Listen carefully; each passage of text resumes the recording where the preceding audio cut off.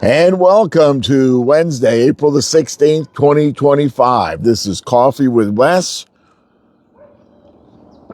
My name is Wes, and I serve as the interim pastor here at the First Baptist Church of Cutler. And we're here every day about this time, Monday through Friday, and we just have a few thoughts to share, and maybe you'll pick up on them or comment on them. That would be great as well. And I just really appreciate you all just tuning in. And I know a lot of people see this, and I appreciate that. So if you would care to, you can hit the like button. If you're watching on YouTube, you can subscribe to my YouTube page. You can hit the thumbs up button.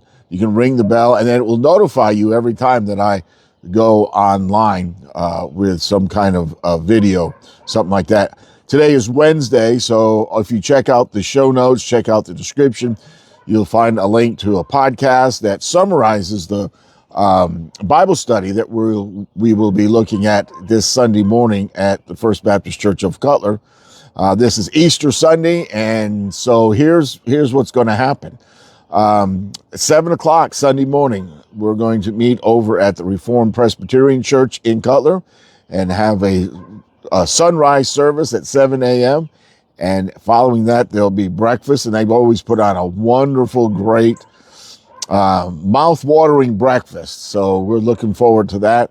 So that follows the 7 o'clock sunrise service, and then at 9:45 we have our Sunday school and Bible study time, and then at 10:30 is our worship. And so that's our Sunday schedule. I invite you to come be a part of what's going on at the First Baptist Church of Cutler. Okay, let's get looking at John chapter 20. That's where we're at this week. That's our focus. So Mary gets to the tomb, right? And the stone's rolled away, and it's empty. And she is fearing the worst. She jumps to the worst conclusions that she could ever imagine.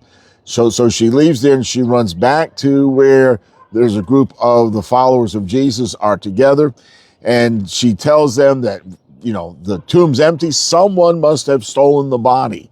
And so Simon, Peter, and John run to the tomb. John gets there first, as John points out in his gospel, because he's writing it.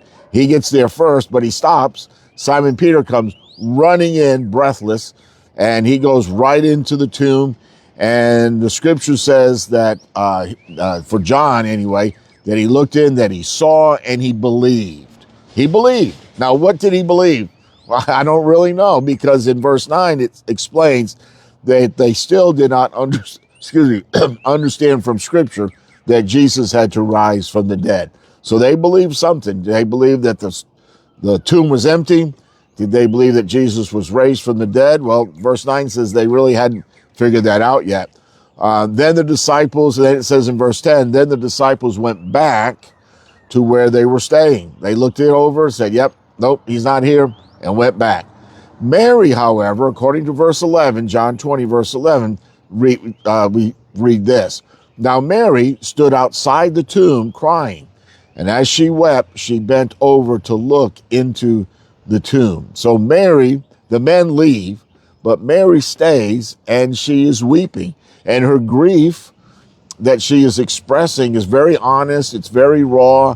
And in her sorrow, in her grief, in her tears, God meets her. Now, I want you to notice this from the passage, that Jesus did not appear to her after she stopped crying, after she figured it out, after she was okay. But Jesus appears to her while she is weeping.